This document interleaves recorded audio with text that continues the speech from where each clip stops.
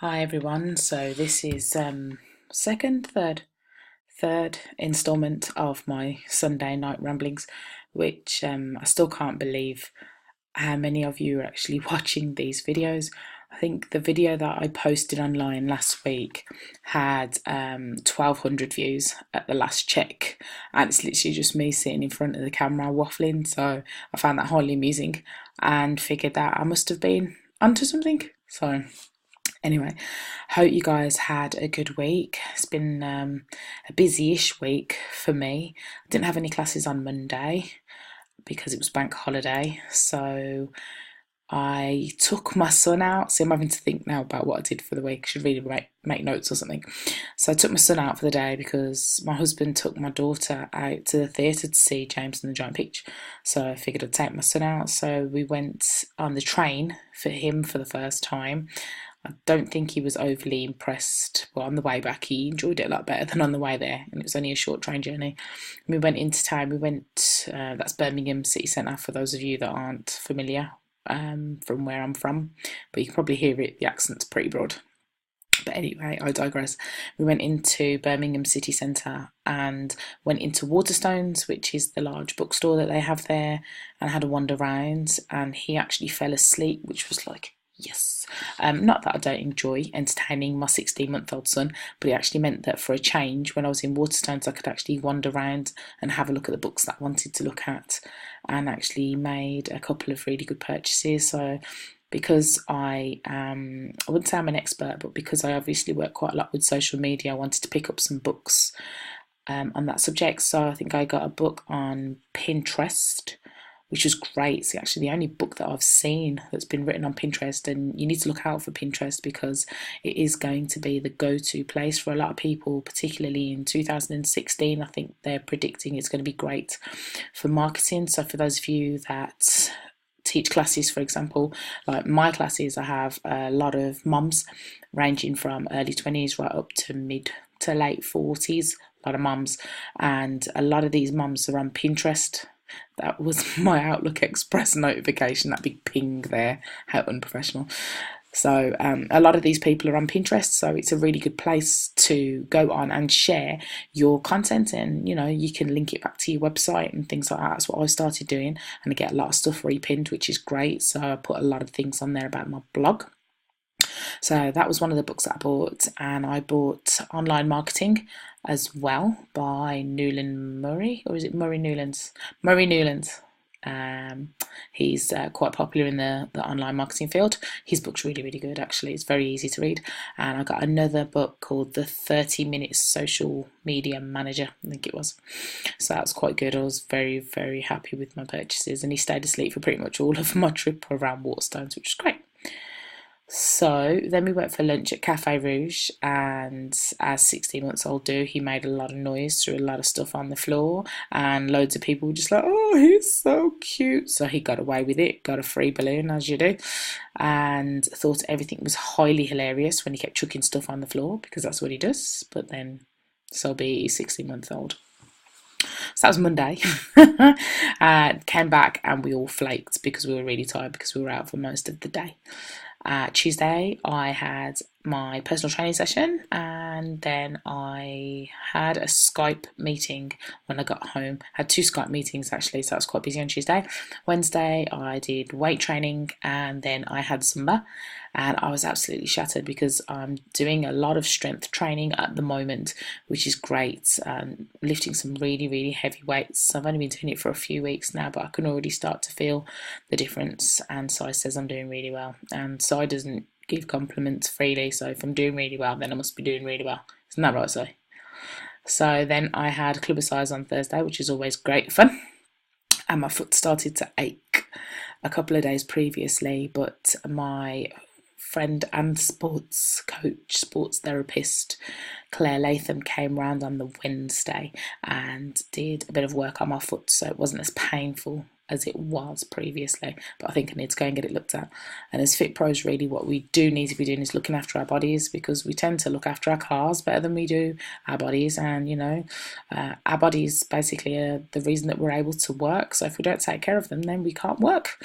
So I definitely recommend getting a sports massage or getting some kind of treatment regularly. Claire comes round to my house once a month, which is good because I can't always travel to places that do treatments like that because of my son. But because she comes to my house, he just gets to wreak havoc while I'm getting treated, which is fab.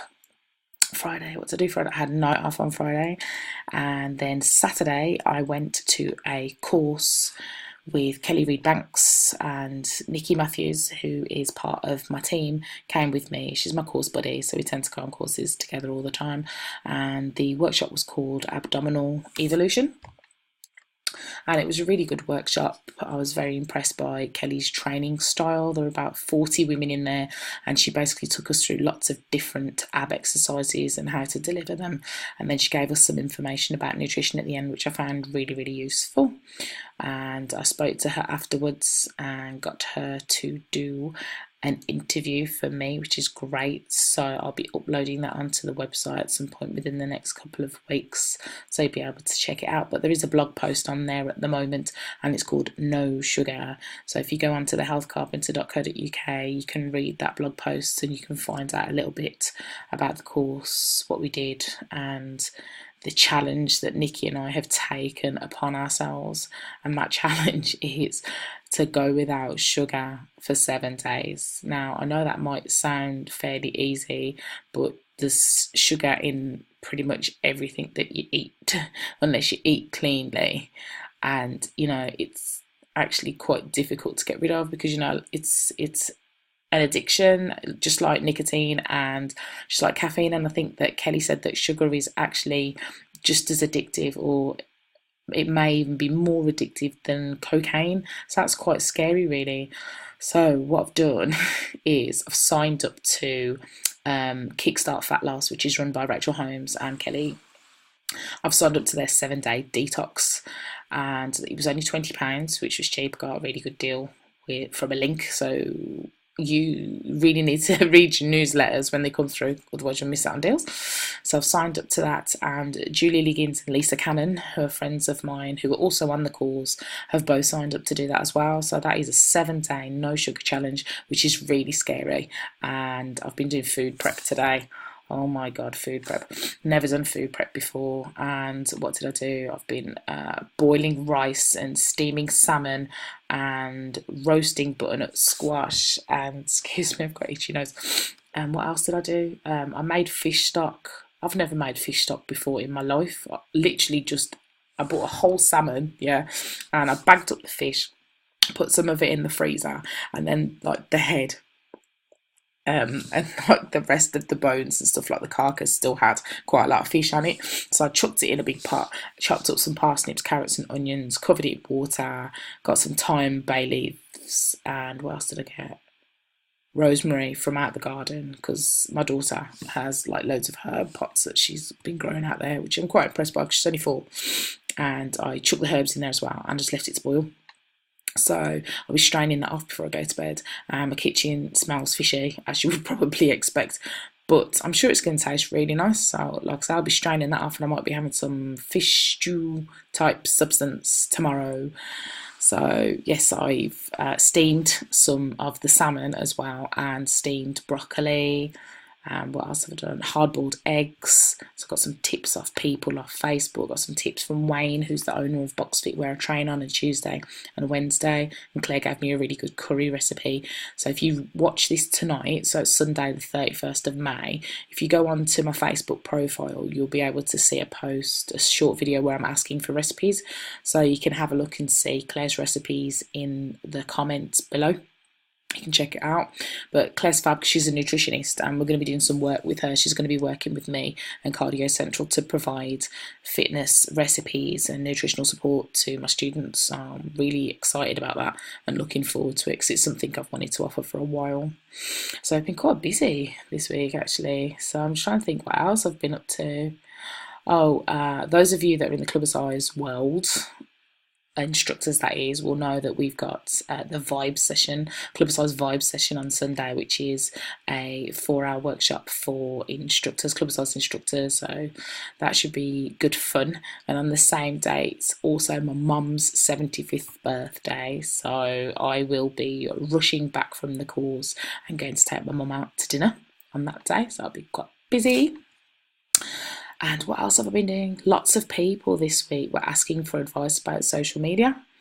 So I've made a list of a lot of the things that people commented on and asked for advice about, and I'll be doing short clips and videos so you guys can see some of the advice that I'm hopefully going to be offering you, and hopefully you'll find it useful. But I just want to talk a little bit about Twitter. And I'm not going to go in depth with this, but for those of you that have got Twitter accounts, you really do need to be using Twitter because it's really, really useful.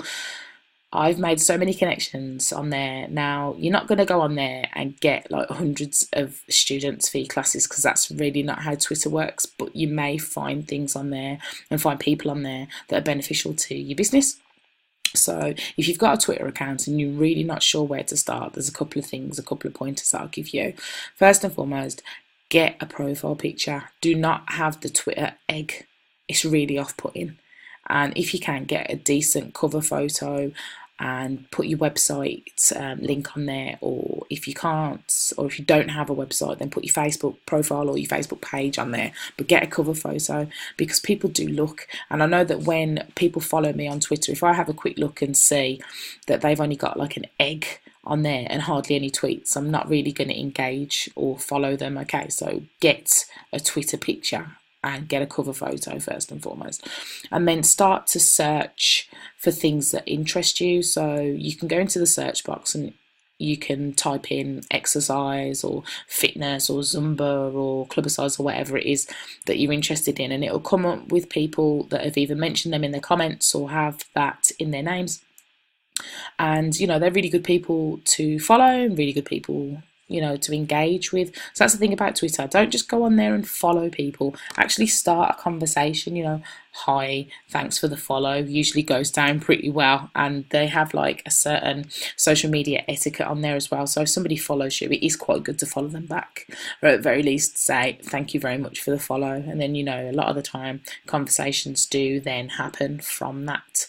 You can follow celebrities on there, so depending on what you're using your Twitter profile for. So I'm using mine for business, obviously, and to promote my blog. So I tend to go on there and see what's happening with fitness, latest fitness trends. There'll be, so you can go into the search box at the top, depending on what you're accessing it by, and you can see trends and stuff. So I think if you're on your computer, then it will be running along the left hand side. You'll be able to see what's trending. And if you're on your mobile phone, then I think it's below the bottom of the app. Obviously, when I do a clip that is dedicated to Twitter, I will have this information to hand, but I'm just chatting about it at the moment, okay? So yeah, definitely use Twitter to make connections. I've got a lot of really good contacts on there that have helped with my social media. I've also got contacts on there that I've been able to blog about, or I've made connections with in terms of courses, or they've asked me to do product reviews. So it's been really good for me in terms from a blogging point of view. It's been really good engagement for me. So get on there if you can. If you want to start by following me, you're more than welcome. My Twitter handle is Cardio Central UK. So if you just go into the search bar and type Cardio Central UK, you'll find me and follow me, and I will definitely follow you back. But make sure there's no egg, okay? There's no egg picture profile. Put a picture of you up there. It's really, really useful. And try to pop onto Twitter once a day.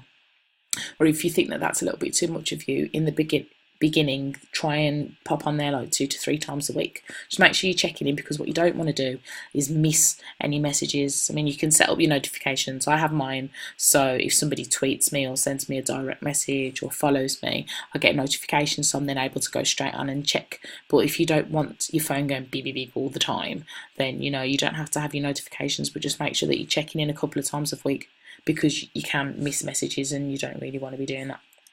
Okay, so I've just noticed that I've gone past my 10-minute marker from last week, so I'm going to wrap it up a little bit there. And I hope that you enjoyed this week's instalment of Sunday Ramblings. And I will drop a short video clip this week about Twitter. But until next week, enjoy the rest of your Sunday. Peace.